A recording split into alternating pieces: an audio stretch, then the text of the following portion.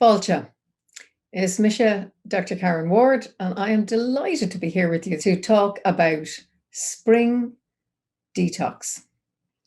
Let's have a look at those two words. Spring has connotations of hope, of looking forward, of lighter days, of warmer days, and a sense of a spring in our step, brim full of energy, full of vim and vigor. Detox is a completely different word that has perhaps a sense of deprivation, of difficulty, of I know I should do this, but I don't really want to do it. But let's join the two of them together and let's look at how we can make a spring detox something that's natural, something that works, and that is not as hard as you may think. It's all about preparation, and it's all about knowing why you're doing what you're doing. You might consider a food and drink diary. Some of you might know this very well, and for some of you, this might be completely new.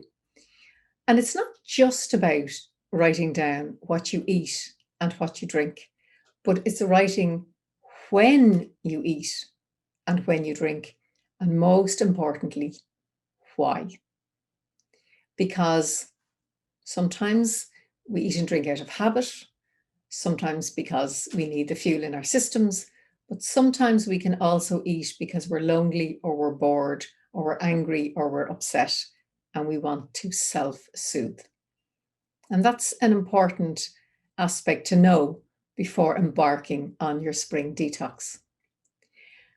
Then it's important to know, why are you embarking on a spring detox?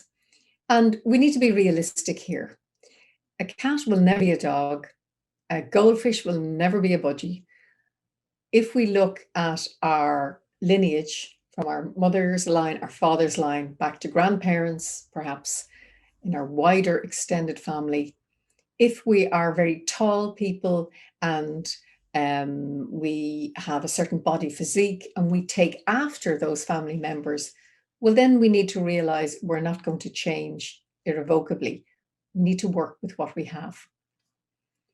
Then preparation is the key. And this is about deciding when you're going to start, how long you're going to go for, and buying in what you need. Now, if you can imagine, detox, this word means taking away toxins. And toxins are classically known as substances that are not natural in our system.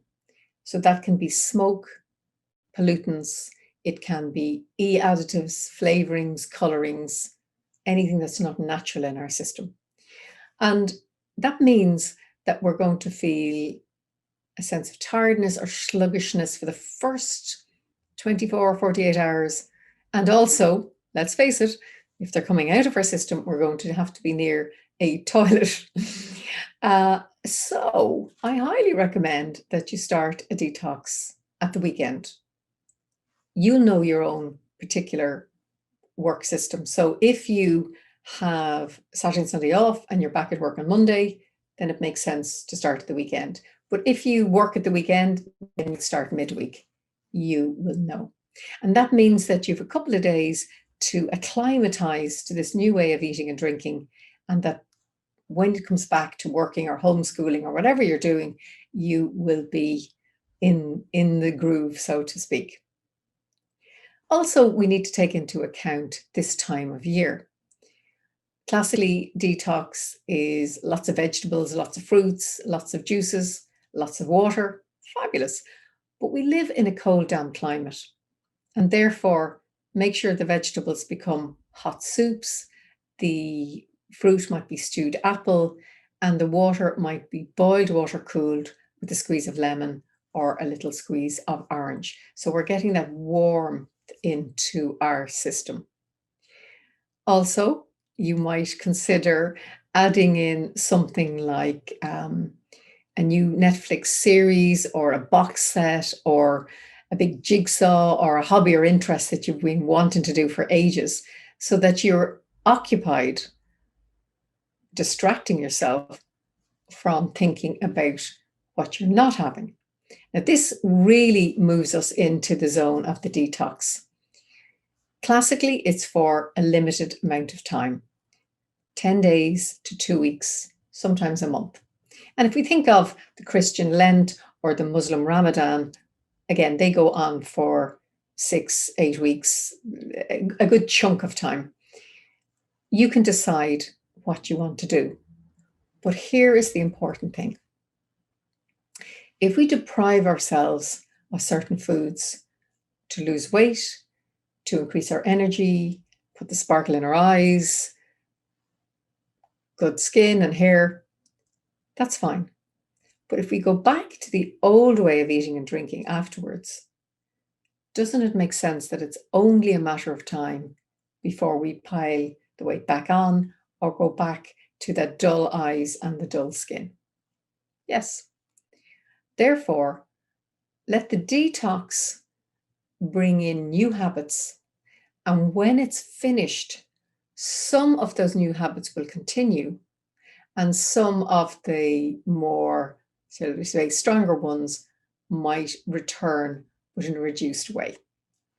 Let me give you an example.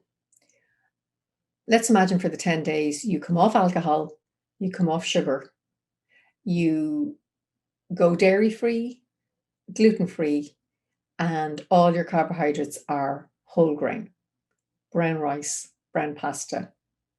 You get the idea. When your 2 weeks is up, you introduce, you split a nice bottle of wine on a Saturday night.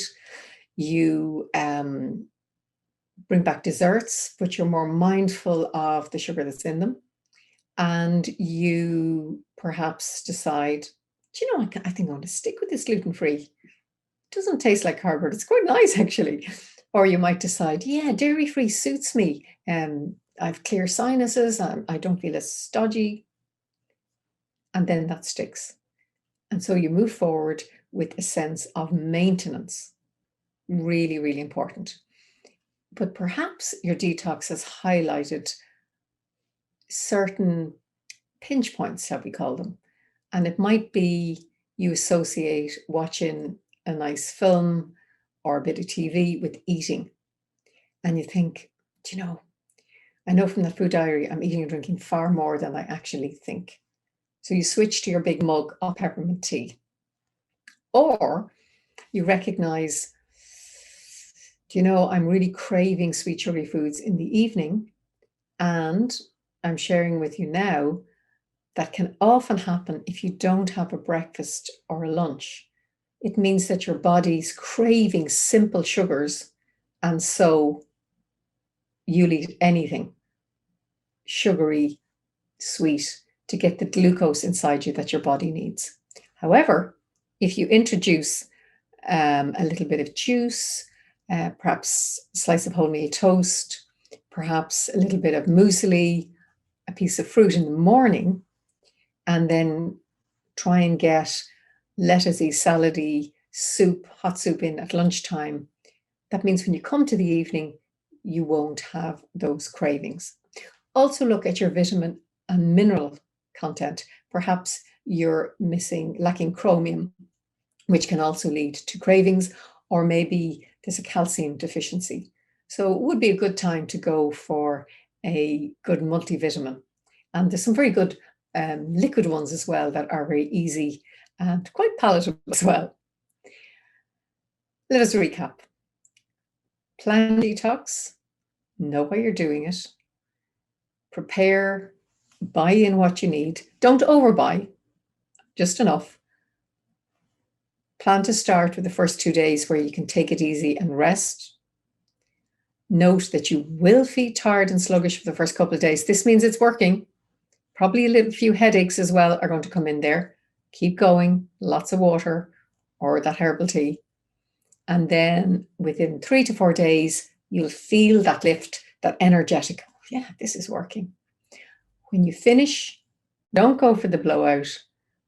Go for the reintroduction of small, shall we say, treat foods. And it might be, instead of having the big sugary dessert, you decide to have a vegan brownie, or maybe go for some dates, or perhaps you go for pomegranate seeds or something a little bit unusual, and then you continue. This is doable. We are human. Are you going to fall off the wagon? Absolutely. But will you get back on? Yes. And get back on straight away. A final tip I would give you is, if you are looking at that chocolate bar or that cake or whatever it is, think to yourself, I'll go for a walk first. And then when you come back, you might only take a bite, or you might decide, I don't really need it. And in this way, we're creating new habits for ourselves by springboarding on our spring detox. Mille buíochas, thank you very much. 1,000 thanks. And if you know somebody who you think might like this, you're very, very welcome to spread the word. Slán go fóill, goodbye for a little while.